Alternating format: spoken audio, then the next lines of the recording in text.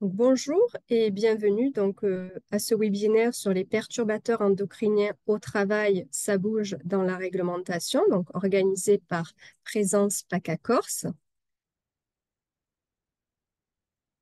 Excusez-moi, j'ai un bug.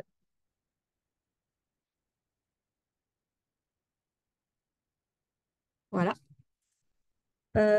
Présence PACA Corse est le réseau des services de prévention et de santé au travail en PACA Corse. Il regroupe 16 services de prévention et de santé au travail interentreprises de PACA et Corse, œuvrant donc pour 137 000 entreprises et plus d'1 million de salariés du secteur public. Donc, vous pouvez retrouver les coordonnées de chaque service de prévention et de santé au travail sur le site web présencepacacorse.org, rubrique Le réseau. Le contenu de ce webinaire a été réalisé par l'AISMT 13, l'AISMT 84, Expertise, la METRA 06, qui sont tous des services de prévention et de santé au travail. Donc, en termes d'organisation, nous accorderons un temps pour répondre aux questions à la fin de la présentation. Pour poser vos questions, nous vous invitons à utiliser l'onglet Q et R et à ne pas utiliser la fonction lever la main. Sachez aussi que le support ainsi que le replay du webinaire seront accessibles, disponibles d'ici quelques jours sur le site Présence PACA Corse.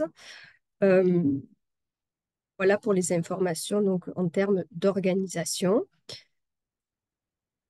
Nous allons procéder à la présentation des intervenants. Je vais commencer par moi. Je suis Virginie Prades, technicienne en prévention au sein d'Expertise, qui est un service de santé au travail dont le siège se situe à Marseille. Et je laisse la main à l'intervenant suivant pour se présenter. Bonjour, je suis le docteur Spinelli, médecin du travail à l'AISMT 13.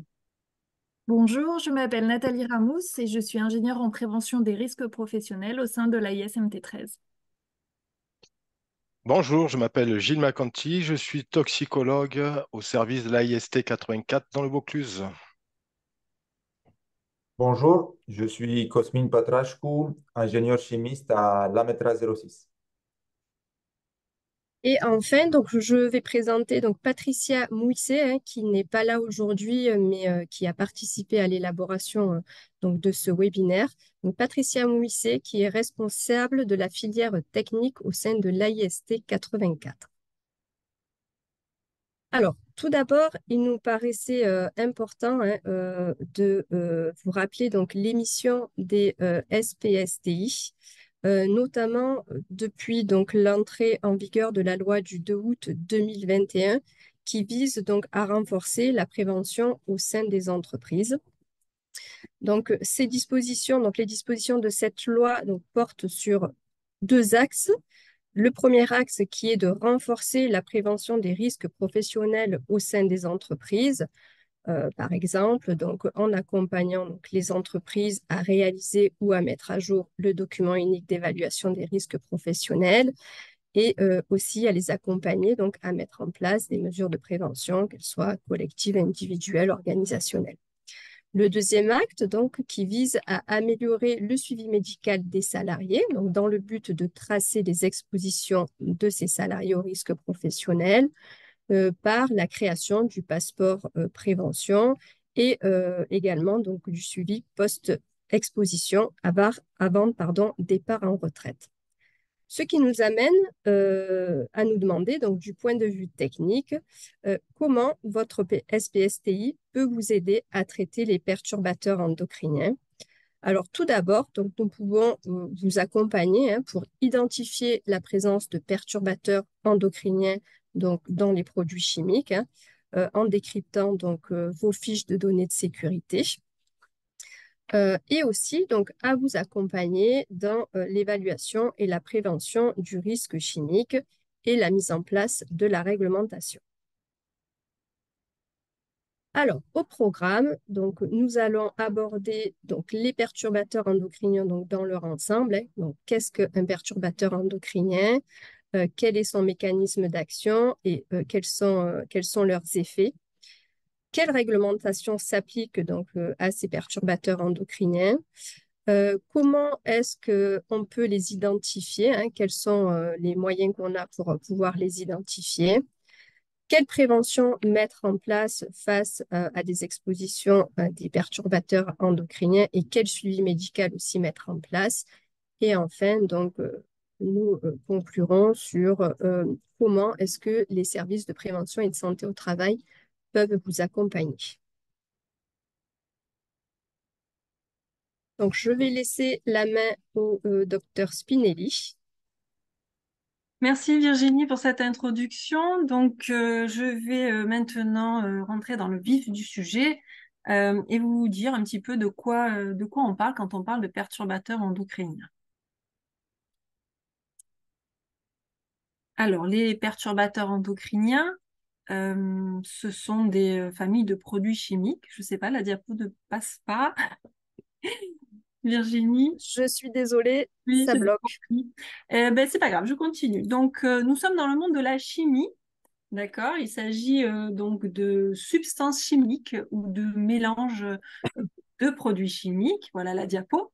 Donc, le monde de la chimie, ces substances chimiques peuvent être d'origine naturelle ou artificielle. Alors, si on veut prendre un exemple en matière de perturbateurs endocriniens d'origine naturelle, on peut parler par exemple des phytoœstrogènes du soja, qui sont des substances donc végétales qui vont interagir avec le système hormonal féminin et qui peuvent, par exemple, être pris pour la prévention des effets de la ménopause chez les femmes. Donc, ça, c'est un exemple de perturbateur endocrinien d'origine naturelle. Et on a les perturbateurs endocriniens d'origine artificielle. Donc, vous verrez un petit peu qu'il y en a quand même pléthore. La première fois qu'on a parlé de perturbateurs endocriniens, c'était dans les années 60 avec Rachel Carson aux États-Unis, qui a mis en évidence des troubles de la fertilité chez les populations d'aigles à tête blanche aux États-Unis en lien avec l'exposition à un pesticide, le DDT. Donc des troubles de la fertilité. Ils ont mis 10 ans à arrêter l'utilisation du DDT et quand ils ont arrêté cette utilisation, la population d'aigles a à nouveau réaugmenté. Donc ça a été la première, on va dire, information qu'on a trouvée dans la nature sur les effets des perturbateurs endocriniens. Et puis il y a eu d'autres descriptions dans la nature sur des populations d'alligators, d'escargots, etc. Donc, il s'agit de produits chimiques qui agissent sur le fonctionnement du système endocrinien et qui sont capables donc de provoquer des effets nocifs sur la santé. Un des points importants à retenir avec les perturbateurs endocriniens, c'est que l'individu qui est exposé est concerné par ces effets sur la santé, mais aussi sa descendance. C'est ce qu'on va appeler l'effet transgénérationnel. Et aujourd'hui, on a des exemples jusqu'à 3 générations, par exemple avec un médicament qui a été utilisé dans les années, fin des années 40 jusqu'à fin des années 70, le Distilbène, qui était un médicament utilisé chez les femmes enceintes pour éviter les fausses couches et d'autres perturbations liées à la grossesse. Or, ce médicament, le Distilbène, a provoqué une augmentation du risque de cancer du sein chez les femmes qui l'ont ingéré, qui l'ont utilisé. Et aussi aujourd'hui, sur leur descendance, on voit qu'il y a des effets sur la santé, des malformations génitales, plus de risques de cancer du sein, du testicule, donc des effets sur la santé, sur les individus des générations suivantes. Et ça, c'est très important de l'avoir en tête concernant les perturbateurs endocriniens. Donc, les perturbateurs endocriniens vont s'attaquer au système endocrinien. Petit rappel sur ce qu'est le système endocrinien. Ce sont l'ensemble des glandes du corps humain qui vont fabriquer des hormones, mais aussi toutes les fonctions de ces hormones dans le corps. Donc, à la fois la circulation et l'effet qu'elles ont sur les organes cibles, les tissus cibles. Donc les glandes qui fabriquent les hormones, vous allez en avoir partout dans le corps, au niveau du cerveau avec l'épiphyse, l'hypothalamus, mais ça va être aussi la glande thyroïde, le pancréas avec la sécrétion de l'insuline, les glandes surrénales pour ce qui est cortisol par exemple, et évidemment les glandes sexuelles, les testicules chez l'homme et les ovaires chez la femme. Alors, comment ces molécules chimiques vont agir dans le corps? Quel est leur mécanisme d'action? Euh, donc, les hormones vont être fabriquées par ces glandes et vont être ensuite sécrétées dans le corps, vont passer dans le sang. Une fois que c'est dans le sang, ça va aller dans l'ensemble du corps humain et les hormones vont interagir avec les tissus cibles. Et les perturbateurs endocriniens vont pouvoir perturber le message de ces hormones à tous les niveaux d'action de ces hormones. Vous allez avoir notamment au niveau des tissus cibles des systèmes de récepteurs, comme un peu un système d'une serrure et d'une clé. C'est-à-dire que l'hormone, ça va être la clé et le récepteur, ça va être la serrure. Et donc, il va y avoir une connexion entre l'hormone et son récepteur et ça va enclencher des effets dans le corps. Les perturbateurs endocriniens vont pouvoir, par exemple, se fixer au niveau de ces récepteurs à la place des hormones. Et une fois qu'ils sont fixés, ils peuvent avoir des effets soit mimétiques, c'est-à-dire qu'ils vont mimer l'effet de l'hormone, donc potentiellement avoir un effet comme s'il y avait beaucoup, beaucoup trop d'hormones, ou alors au contraire bloquer l'effet d'une hormone. Et empêcher donc le signal du corps d'atteindre le tissu cible. Les perturbateurs endocriniens vont donc avoir des effets différents. On a du mal à savoir quel perturbateur va avoir quel effet. Et ce qui est important aussi de comprendre avec les perturbateurs endocriniens, c'est qu'il n'y a pas de notion de seuil. C'est-à-dire qu'ils peuvent avoir des effets majeurs à des doses très basses, ce qui fait que, et c'est assez particulier en matière de toxicologie, on ne va pas parler de toxicité en fonction de la dose, mais de toxicité en fonction de la période de vie à laquelle on va être exposé. Donc, une fois que ces hormones sont dans le sang, elles vont dans l'ensemble du corps et donc les perturbateurs endocriniens vont passer toutes les barrières biologiques et une fois qu'ils sont dans le sang, vont aller dans l'ensemble du corps humain. Et ils sont soupçonnés de participer à de multiples maladies, comme vous pouvez le voir sur cette diapositive, à la fois au niveau du quotient intellectuel, de l'hyperactivité, de l'autisme. Je vous ai parlé du cas du cancer du sein avec le Distilbène. On va aussi avoir des possibilités de troubles de la puberté. Par exemple, on a de plus en plus de puberté précoce chez les petites filles. On va avoir des malformations génitales, des problèmes de fertilité. Les centres de procréation médicalement assistée s'intéressent beaucoup à l'exposition des parents aux perturbateurs endocriniens. Et quand je dis parents, c'est à la fois la mère et le père, puisque les perturbateurs endocriniens vont avoir des effets sur la qualité du sperme. Donc, on peut avoir des cancers testicules, de la prostate. Alors, vous voyez, même dans l'obésité et le diabète de type 2, on soupçonne les perturbateurs endocriniens de majorer les risques de développer ces pathologies. Alors, ce ne sont pas des pathologies spécifiques, mais donc ça augmente grandement les risques de développer ces maladies. Alors maintenant que vous savez un petit peu de quoi on parle, la question suivante, c'est où est-ce qu'on va les trouver? Alors, en matière d'activité professionnelle, toutes les activités, tous les secteurs d'activité vont être concernés. Vous voyez là, par exemple, on a tout ce qui est conservateur et parfum. Alors, les conservateurs dans l'agroalimentaire, vous allez les retrouver dans l'alimentation. Donc, vous allez pouvoir ingérer, avaler des perturbateurs endocriniens. Donc, c'est une voie de pénétration digestive. Et on va pouvoir aussi respirer des perturbateurs endocriniens, donc avec les parfums, mais aussi, par exemple, les sprays détergents. Donc dans le nettoyage industriel, tout ce qui est vaporisé. Vous allez pouvoir aussi avoir une pénétration par la peau, tout ce qui est cosmétique, crème solaire, on le verra un petit peu plus tard. Évidemment, tout ce qui est chimie et les entretiens des espaces verts, tout ce qui est agriculture avec les produits phytosanitaires, les pesticides. Voilà, je laisse maintenant la parole à Cosmine qui va vous brosser un petit tableau de la réglementation. Bonjour et merci pour cette introduction dans le monde des perturbateurs endocriniens.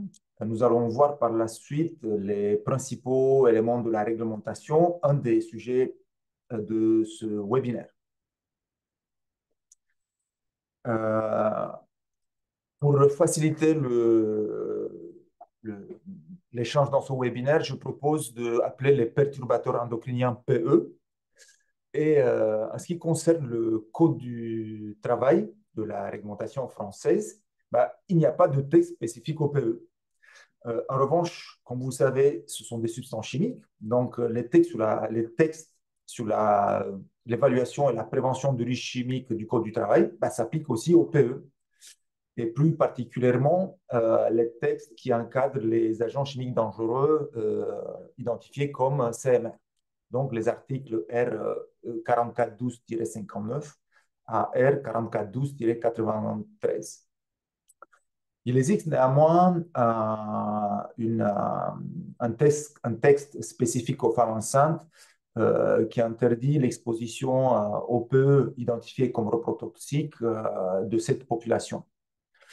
Ce qu'il faudrait retenir est que la réglementation, que ce soit au niveau français ou au niveau européen, elle est en constante évolution. Voyons voir ce qui se passe au niveau européen. Les substances chimiques, vous le savez peut-être, sont évaluées par le règlement REACH, donc qui gère automatiquement les PE, qui sont des substances chimiques. Il n'existe pas non plus de texte spécifique au PE dans le règlement REACH. Néanmoins, ce règlement gère aussi la restriction de la mise sur le marché des substances qu'on trouve très préoccupantes, comme les cancérigènes, mutagènes, neurotoxiques. Et parmi ces substances, on trouve aussi des substances qui ont des effets PE, pour lesquels il y a suffisamment de preuves de ces effets. Toujours au niveau européen, la nouveauté qui a généré ce séminaire, c'est qu'il y a un changement.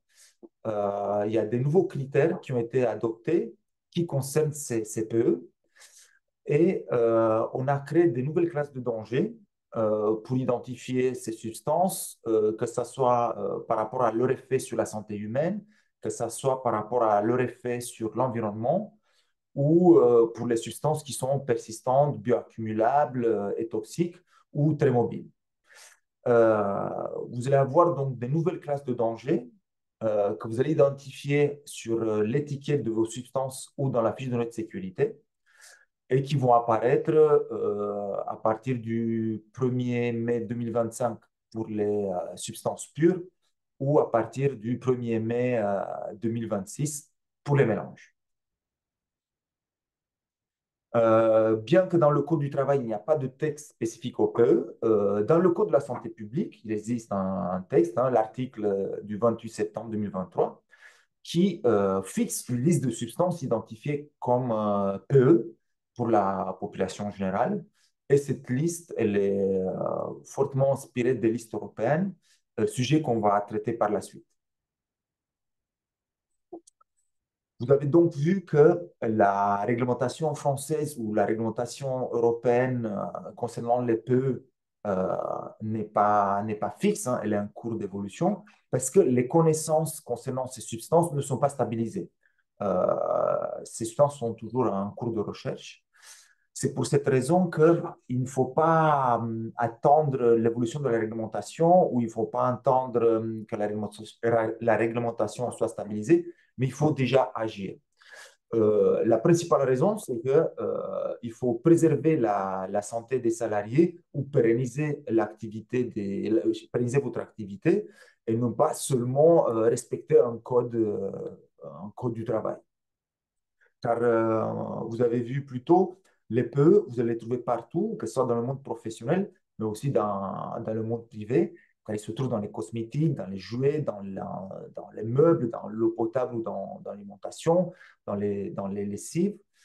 Et donc, il faut utiliser les principes de précaution, donc agir avant l'apparition d'une maladie, ce qu'on appelle, nous, faire de la prévention primaire. Vous avez ici un exemple d'emploi des principes de précaution et de ne pas attendre que la réglementation nous contraint à faire quelque chose. Vous avez l'octocrylène, une substance qui est un filtre anti-UV présent dans les crèmes solaires. Et cette substance, lorsqu'elle est dégradée par les UV, elle va générer du benzophénone. Ce produit, il est cancérigène en B, nocif pour l'environnement, mais il est aussi identifié sur la liste des PE de l'ANSES, liste, vous vous rappelez, qu'on va voir plus tard. On n'a pas entendu que la réglementation interdise la mise sur le marché de cette substance, mais l'ANSES, le 26 mai 2023, a engagé une procédure de retrait. Et donc, aujourd'hui, il existe des crèmes solaires sans octocrylène. Donc, vous connaissez maintenant les perturbateurs endocriniens, vous connaissez le manque de réglementation ou la réglementation limitée sur les PE. Voyons voir maintenant dans votre activité où sont les PE ou comment vous faites pour les identifier. La première approche, la plus simple, c'est vous regardez l'étiquette de vos substances ou vous regardez les fiches de données de sécurité de vos substances et vous cherchez des mentions de danger, ces fameuses mentions qui vont apparaître dues au changement de réglementation européen. Donc, principalement, on va chercher le H380, qui sont les perturbateurs endocriniens avérés pour la santé humaine, le H381, les PE suspectés pour la santé humaine, mais aussi les H430 ou H431 qui vous informent sur les PE pour l'environnement.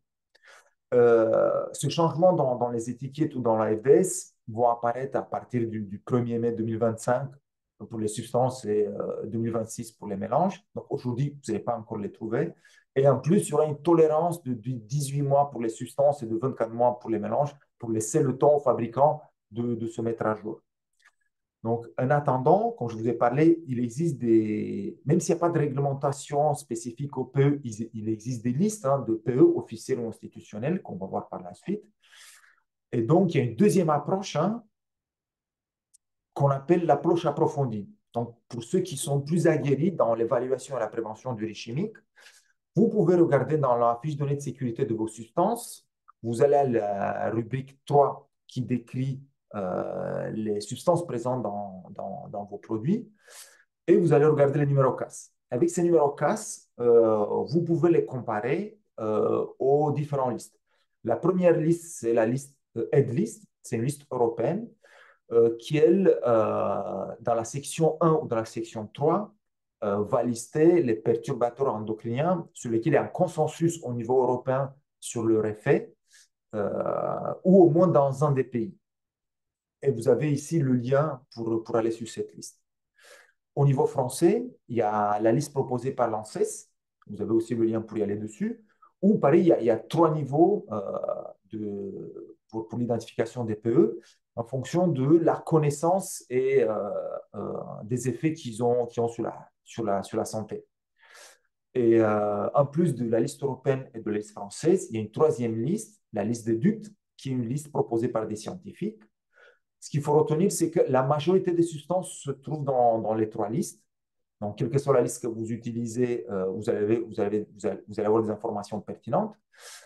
Et en plus de ça, vous pouvez vous adresser au service de prévention de santé au travail de votre région qui peut vous aider dans cette identification à trouver la FDS à jour, mais surtout à identifier le PE et à identifier quel est le niveau de connaissance par rapport au PE en fonction des listes présentées. Vous avez ici un tableau. Sur la première colonne, vous avez les principales activités. On peut trouver des PE. Sur la deuxième, c'est les produits de ces activités. On trouve des PE. Et sur la troisième colonne, qui sont ces PE, qui sont ces acteurs. Nous n'allons pas la citer en entier, cette liste, mais on va mettre l'accent sur des secteurs dans lesquels on n'utilise pas historiquement des produits chimiques. Et pourtant, vous allez avoir des PE, comme la cosmétique, avec des agents anti-UV, des parfums, comme le textile, avec les retardateurs de flamme, où il y a des composés paraffinés chloroalcanes ou des composés fluorés. Dans le commerce, c'est ce que vous connaissez peut-être déjà avec les additifs dans l'étiquette de caisse, le bisphénol A ou le bisphénol S, ou dans le nettoyage industriel, dans les détergents, on peut trouver le nonylphénol qui est un PE. Vous allez avoir ici quelque chose qui est plus précis à notre région, à PACA-Corse. Comme vous le savez, les services de santé et de prévention au travail ont des outils qui aident à l'identification des substances chimiques dont les PE. Et là, un des outils, c'est la base Quarks, dans lequel nous avons enregistré toutes les substances chimiques qui sont utilisées par tous les adhérents qui ont envoyé leur fiche de sécurité dans toutes les régions dans toute la région. Et on a identifié environ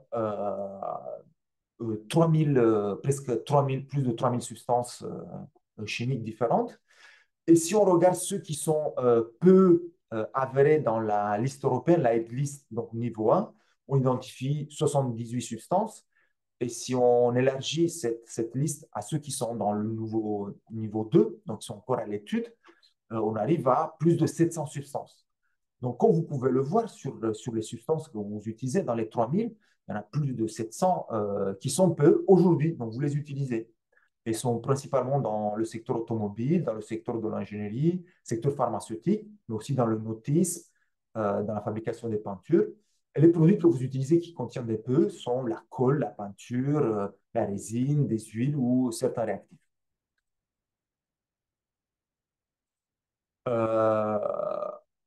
Comme vous pouvez voir, donc il existe ces listes qui vous aident à les identifier.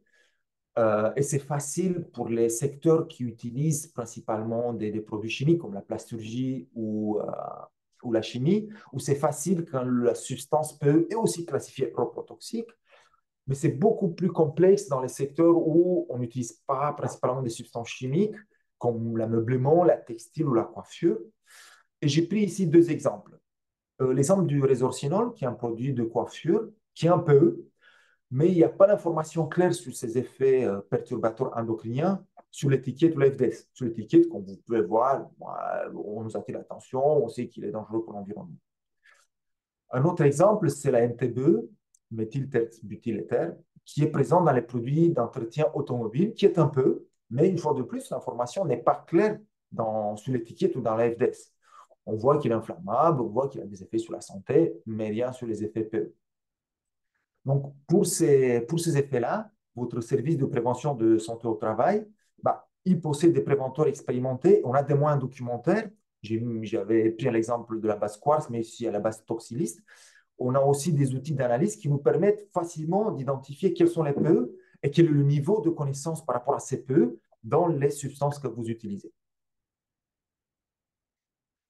La situation, elle est encore plus complexe pour les produits de réaction ou les produits de dégradation, qui sont des produits qui n'ont pas de FDS, ou pour les produits qui n'ont pas de FDS, qui sont la majorité des produits cosmétiques. Dans ce cas-là, ce qu'il faudrait, c'est que vous ayez une connaissance de votre processus, une connaissance de vos produits, et après demander l'aide à votre service de prévention et de santé au travail qui va vous aider à identifier s'il y a des PE dans vos produits sans FDS ou dans vos produits de réaction ou vos produits cosmétiques. Donc, vous connaissez maintenant les PE, vous connaissez la réglementation, ou plutôt le manque de réglementation sur les PE. Vous connaissez maintenant, vous avez quelques éléments, quelques outils, comment identifier les PE dans votre entreprise. Vous connaissez l'existence de ces listes avec les niveaux des connaissances par liste.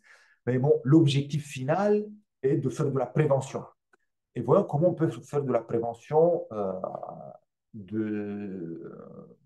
liée à ces PE.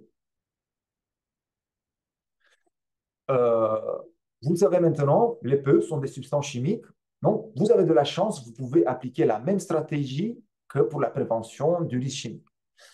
Donc, en premier lieu, vous devez essayer de supprimer ou de substituer les PE.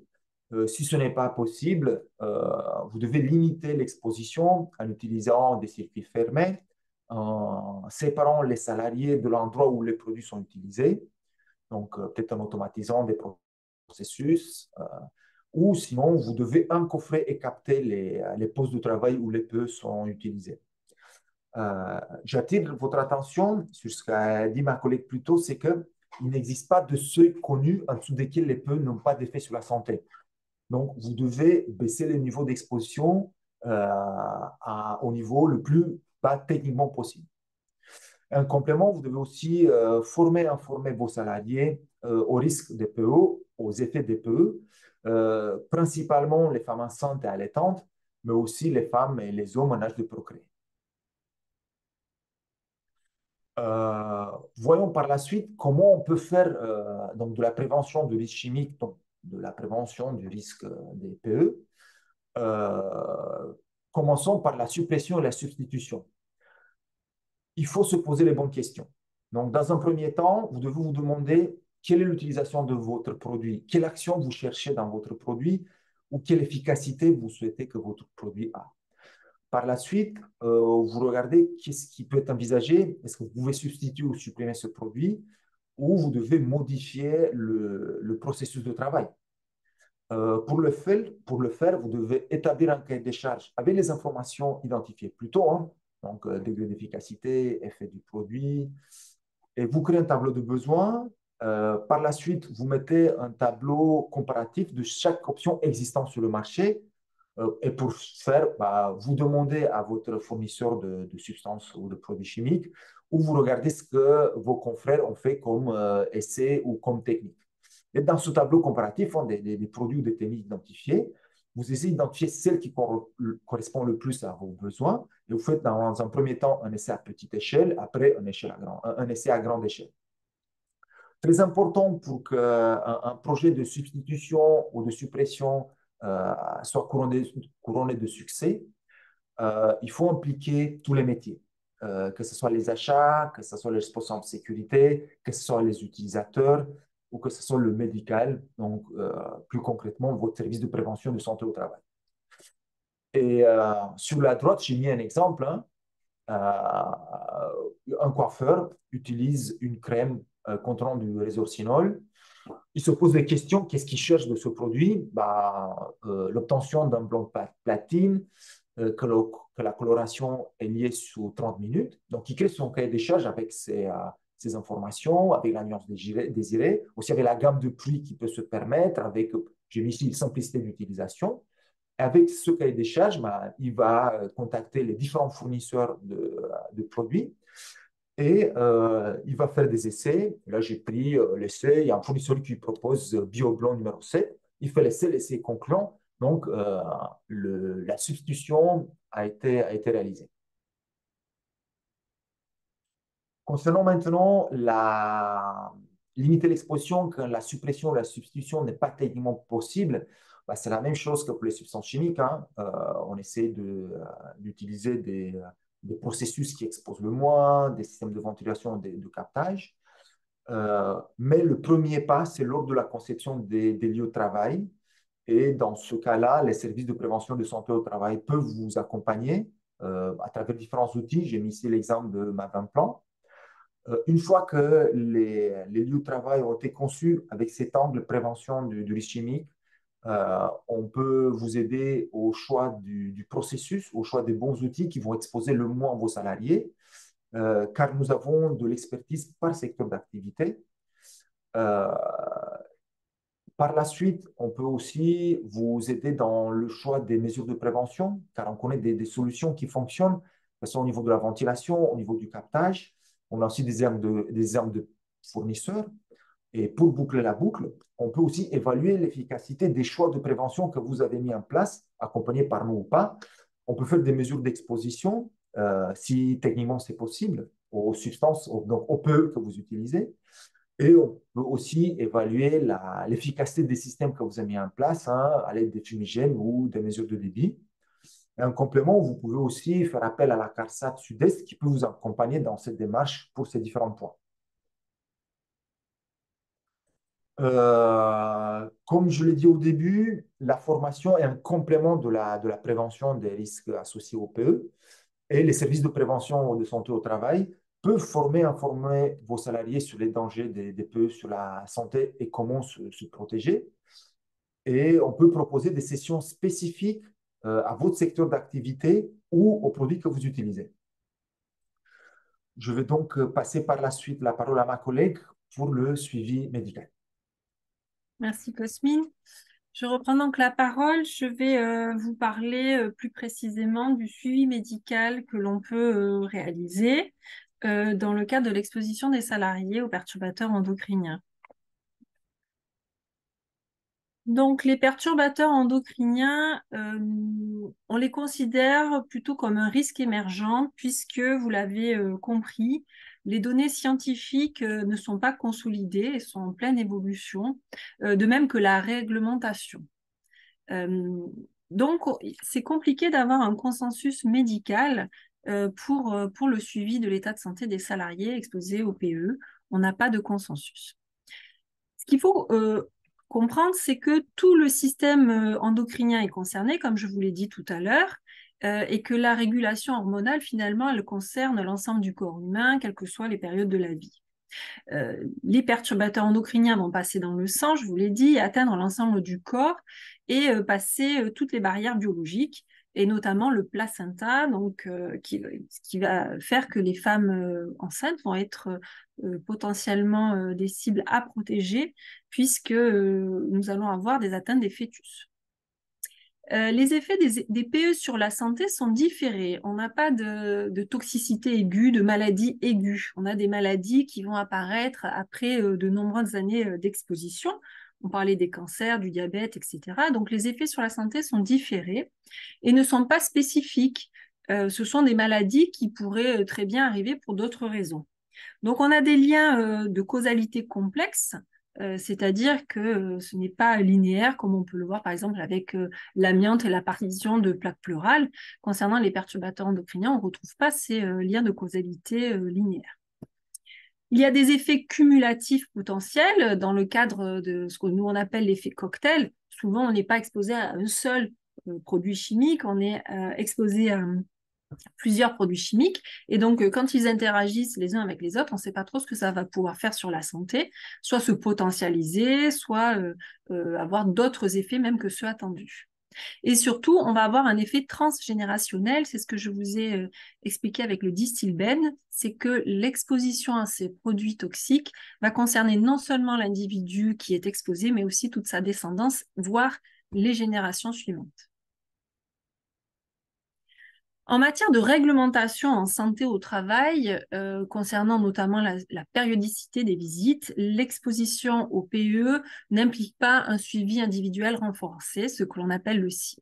D'accord ? Sauf si effectivement ces PE sont classés par ailleurs CMR 1. Au niveau du suivi médical, donc on n'a pas de signes cliniques particuliers, spécifiques, pas de pathologie spécifique à rechercher et pas de marqueurs biologiques. On ne va pas pouvoir faire une prise de sang pour trouver des maladies ou des radios, etc., pour faire des recherches de pathologies liées à cette exposition.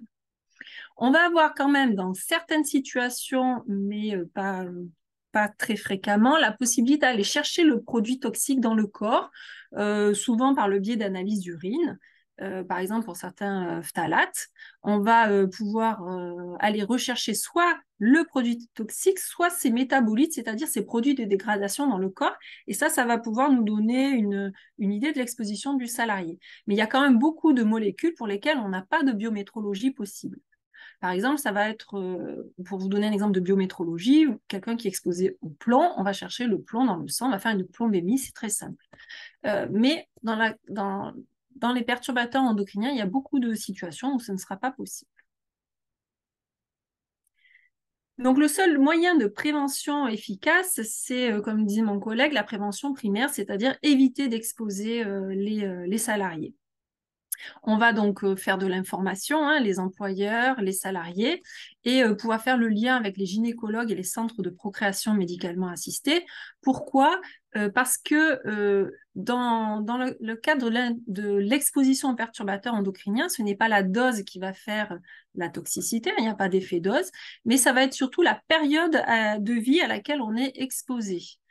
Et les périodes de vie où on est les plus fragiles, ça va être évidemment les périodes de grossesse, les femmes allaitantes et les salariés en âge de procréer. Donc les femmes et les hommes parce qu'il va y avoir des effets sur le sperme, les femmes enceintes parce que les produits vont traverser le placenta et atteindre le fœtus, mais aussi dans les salariés, on va pouvoir éventuellement retrouver des apprentis, période d'adolescence, avec donc imprégnation hormonale importante, donc aussi des personnes à protéger en priorité. Dans le cadre de l'exposition à titre privé, puisque je vous le rappelle, on vous l'a dit, hein, mais on est tous concernés aussi à titre privé, on baigne dans les perturbateurs endocriniens, il va falloir penser à protéger avant tout les tout petits, les 1000 premiers jours de vie, car ce sont effectivement des périodes où les bébés sont très vulnérables à l'exposition aux perturbateurs endocriniens, et comme on vous l'a dit, on peut par exemple les retrouver dans des jouets. Le 24 avril prochain, nous avons une journée de prévention hormonale. C'est la Société européenne d'endocrinologie qui développe cette journée qui est relayée par la Société française d'endocrinologie. Et donc, c'est l'occasion de faire de la prévention de l'exposition aux perturbateurs endocriniens pour protéger le système hormonal. Vous avez l'image d'une femme enceinte donc qui applique de la crème solaire sur son ventre, crème solaire qui est destinée normalement à la protéger des UV. Mais comme on l'a vu plus tôt, la crème solaire qui a priori est un produit tout à fait anodin, va potentiellement contenir des perturbateurs endocriniens. On a parlé de l'octocrylène par exemple. Et ces perturbateurs endocriniens vont traverser la peau, aller dans le sang et ensuite traverser le placenta. Une fois qu'ils ont traversé le placenta, ils vont atteindre le fœtus et on va pouvoir potentiellement générer ainsi des malformations chez les bébés. Et les pédiatres ont de plus en plus de cas de petits garçons notamment qui sont atteints d'hypospadias. Ça, c'est l'illustration que vous voyez. Hypospadias, qui est donc une anomalie d'ouverture du méa urinaire qui normalement s'ouvre au bout de la verge et dans cette pathologie va s'ouvrir sur le flanc inférieur de la verge. Donc ce sont des pathologies qu'on doit opérer et qui sont en lien avec une exposition aux perturbateurs endocriniens des fœtus. Au niveau des salariés, concernant le suivi des expositions, suivi des expositions professionnelles, ça fait partie des missions des services de santé. Nous allons devoir tracer l'exposition des salariés dans le dossier médical. Or, pour tracer les expositions, il faut savoir à quoi ils sont exposés. Et là, ça va être toutes les enquêtes, études qui sont réalisées dans vos entreprises par tous les organismes agréés, accrédités qui vont intervenir, ou alors par le biais des fiches d'entreprise par lesquelles on va pouvoir faire du repérage de risques chimiques. Et bien entendu, votre document d'évaluation du risque professionnel, document unique, qui, par le biais de l'évaluation chimique, va pousser cette recherche au niveau des perturbateurs endocriniens et nous permettre de savoir à quoi sont exposés vos salariés et comment on va pouvoir adapter le suivi médical. Je repasse maintenant la parole à Virginie pour la fin de ce webinaire. Merci. Bien, merci Cosmine, merci Valérie. Donc, pour conclure, donc nous vous rappelons que votre service de prévention et de santé au travail donc, peut vous accompagner sur l'identification des perturbateurs endocriniens donc, au sein de votre entreprise si vous avez des doutes.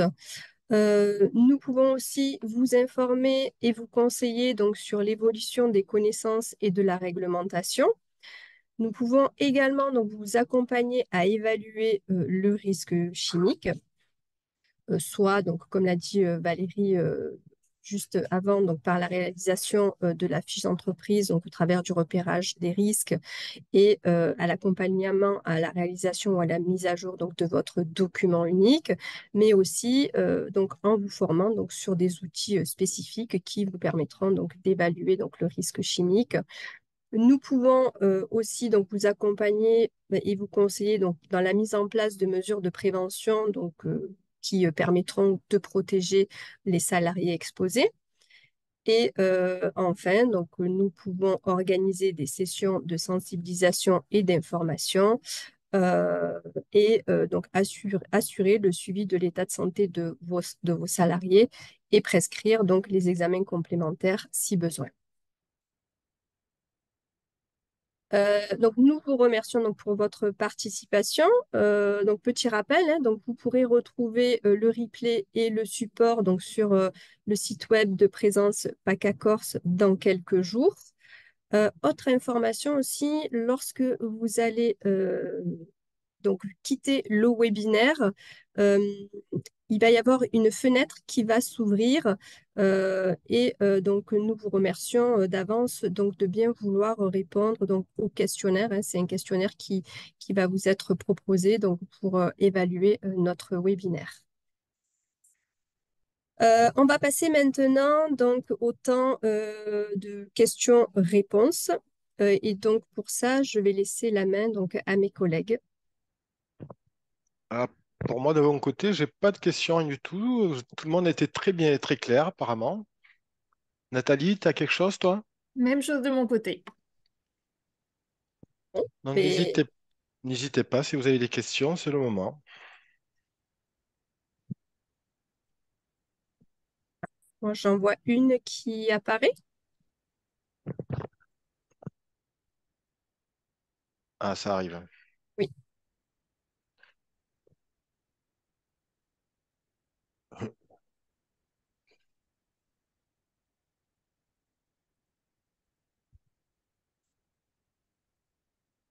Bon, pour l'instant, c'est que des remerciements. Il n'y a que Monsieur Piri qu'on n'entend pas, apparemment, qui cherche à nous joindre. Alors, c'est normal, le son est coupé. Du coup, si vous avez une question, voilà, on vous invite à passer par l'onglet questions-réponses Q et R.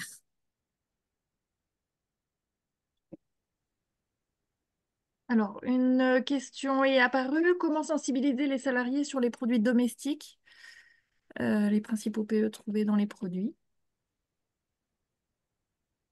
Ben, moi, je dirais de la même façon que les produits qu'on trouve de partout, hein. Ah, comme je l'ai dit plus tôt, si vous voulez l'appui des services santé, de prévention de santé au travail, nous, on peut vous proposer des sessions de sensibilisation spécifiques. Et comme ma collègue l'a dit plus tôt, c'est très difficile de séparer les PE dans le monde professionnel du PE dans le monde privé, car dans les produits de nettoyage, on va les trouver dans les deux, ainsi de suite. Et voilà, c'est une des réponses que je peux vous proposer. Faites appel à nous en fonction de l'activité que vous avez ou en fonction des produits que vous utilisez. Là, on peut vous proposer une sensibilisation. Et les principaux PE trouvés dans les produits, bah, la première source d'information, ça c'est le tableau que vous allez trouver dans la présentation de ce webinaire où vous avez les PE par produit et par secteur d'activité. Et s'ils ne sont pas là, voilà, faites appel à nous, donnez-nous les noms ou les FDS des produits que vous utilisez et nous, on pourra faire des recherches pour vous dire parmi ce que vous utilisez, lesquels sont les PE.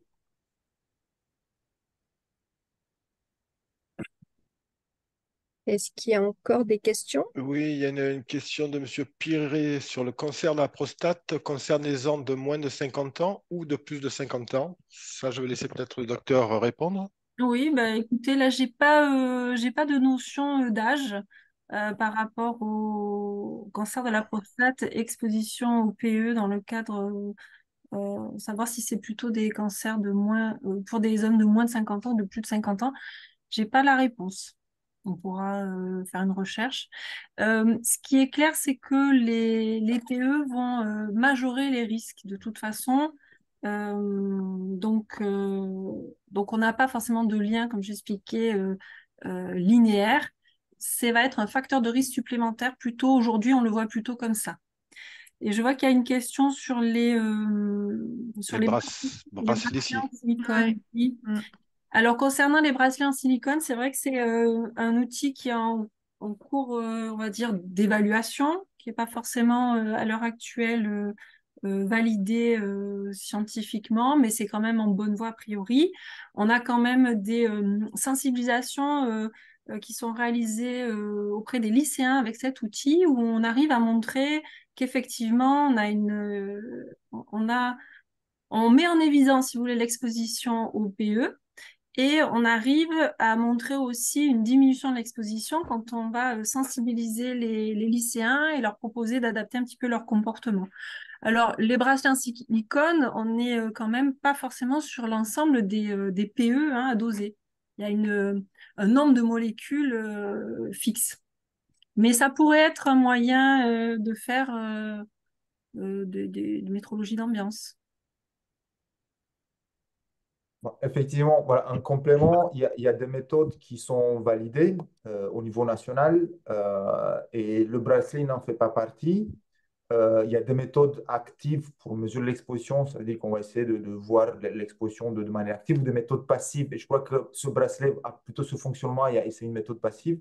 Mais pour moi, il est encore à l'étude, il n'est pas validé. Donc, attendons de voir l'évolution de la recherche et qu'est-ce qu'elle peut en dire. Alors ensuite, il y a des questions sur la perte de QI ou sur l'autisme. Donc effectivement, est-ce que les PE, de ce que je comprends, ce que vous vouliez dire, c'est est-ce que les PE se transmettent pendant la grossesse via le placenta ou par l'allaitement, le lait, et donc chez l'enfant ou l'adolescent? Valérie, tu peux nous aider là-dessus? Pour l'instant, on a des liens, on va dire, des augmentations de risques, mais savoir vraiment comment ça agit. C'est clair qu'on a des expositions pendant la grossesse. Voilà, donc les PE pendant la grossesse vont passer par le placenta. Il peut y avoir des expositions via le lait. Donc oui, je ne sais pas si ça répond à la question, mais c'est à ces moments-là, c'est des moments clés où on va exposer les fœtus et développer des pathologies. Une autre question sur la toxicité, inhalation cutanée ou ingestion. Oui, c'est comme tout produit chimique, hein, ils peuvent pénétrer, être absorbés par inhalation cutanée ou ingestion. Alors, une autre question. Le nombre de cancers hormonaux dépendants augmente-t-il? Est-ce que les PE sont en cause?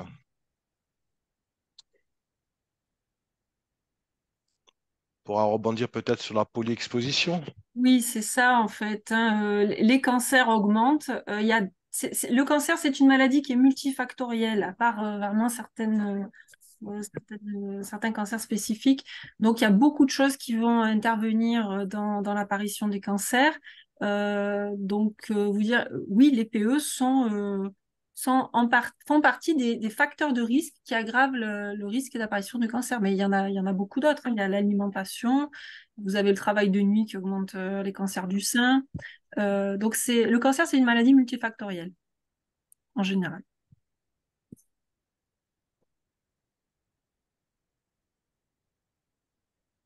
Alors, d'après votre expérience, c'est une question, dans quel secteur avez-vous eu le plus de difficultés à remplacer des PE avec d'autres substances? Moi, j'ai pas trop de retour à ça pour l'instant. Est-ce que quelqu'un pourrait y répondre? Cosmine, tu as des exemples En peut-être? fait, que ce soit la substitution ou la suppression, on ne fait pas d'instinction PE et autres substances chimiques. C'est peut-être aussi une autre précision que je voudrais amener, c'est que l'évaluation des risques se fait dans son ensemble à tous les produits chimiques que vous utilisez, qu'ils soient cancérigènes, mutagènes, reprotoxiques, PE. Et en fonction de l'évaluation des risques, vous identifiez quel est le produit le plus critique à substituer. Et ça peut être un PE, ça peut être un cancérigène, un mutagène, ou ça peut être un inflammable. Et on n'a pas de statistiques précises dans quel secteur ça a été le plus difficile. C'est généralement, et là je vais parler des substances chimiques, on a des difficultés quand la substance chimique est un intermédiaire, donc elle est imposée par le futur client. Donc, on n'a pas la main pour nous la substituer parce que le client veut qu'on utilise cette substance-là. Ou à l'inverse, c'est le fournisseur. Il y a il y a qu'un fournisseur qui propose certains produits, on peut utiliser que cela. Là, on a les difficultés. Ou quand on cherche qu'on s'appelle une propriété particulière d'une substance, et là, on a des difficultés à les substituer. Mais ça se trouve, je pense à l'exemple des coiffures. Donc, les gens qui sont franchisés, bah, ils vont être obligés d'utiliser les produits de la franchise. Donc là, ils auront du mal à substituer. Mais c'est jamais des contraintes techniques. C'est techniquement que si on ne peut pas trouver une autre substance, on peut trouver un autre processus. Il y a tout le temps des solutions techniques ou pour substituer ou pour supprimer. C'est souvent lié aux fournisseurs, aux clients ou à des contraintes économiques aussi qui existent et qui sont réelles. Voilà de mon expérience, ce que je peux dire. Alors, une autre question. Doit-on consommer principalement des produits bio durant la grossesse pour éviter les PE à notre enfant? Alors, évidemment, c'est ce qu'on disait, hein, la grossesse, c'est la période vraiment, il faut éviter d'être exposé au PE. Donc, l'alimentation, évidemment, mais c'est aussi tout ce qui est produits cosmétiques, hein. On a parlé de la coiffure, des crèmes solaires, du maquillage. Donc, il faut être vigilant. Les produits d'entretien aussi. On dit aussi classiquement faire attention quand on va peindre la chambre de bébé avant son arrivée. Là aussi, vous pouvez vous exposer. Donc, il y a quand même des précautions à prendre. Les produits bio, ça peut en faire partie. Par contre, enfin, les produits bio, vous avez quand même souvent aussi du plastique, etc. Donc, ne pas chauffer le plastique, les emballages plastiques. Si vous avez un aliment bio et que vous allez le chauffer dans un emballage plastique, c'est contre-productif. Donc, je ne sais pas si je réponds globalement à la question, mais oui, c'est une période charnière. Mais pensez aux cosmétiques et à tous les produits aussi auxquels on va être exposé en dehors de l'alimentation, ça compte aussi beaucoup. Et surtout, oui, comme disait le docteur, éviter de chauffer les produits au micro-ondes dans des matières plastiques. Tout à fait.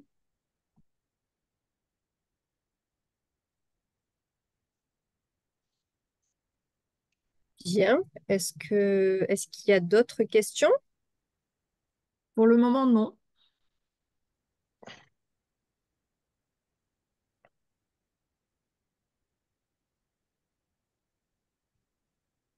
Bon, bah écoutez, si il n'y a pas d'autres questions, donc nous vous remercions de votre participation. Sachez aussi que si jamais vous avez des questions par la suite, ben, vous pouvez toujours vous adresser à votre service de prévention et de santé au travail. Et du coup, je vous rappelle hein, de bien vouloir, si possible, donc répondre à notre questionnaire satisfaction que vous aurez donc en quittant le webinaire. Très bien. Ben, je remercie donc tous les intervenants et le public. Et ben, peut-être, je vois qu'il y a peut-être une question qui apparaît là avant qu'on se quitte. Non, c'est juste un Non? remerciement. Ok, très bien. Voilà, ben, merci à tout le monde et bonne continuation et bonne fin d'après-midi pour tous.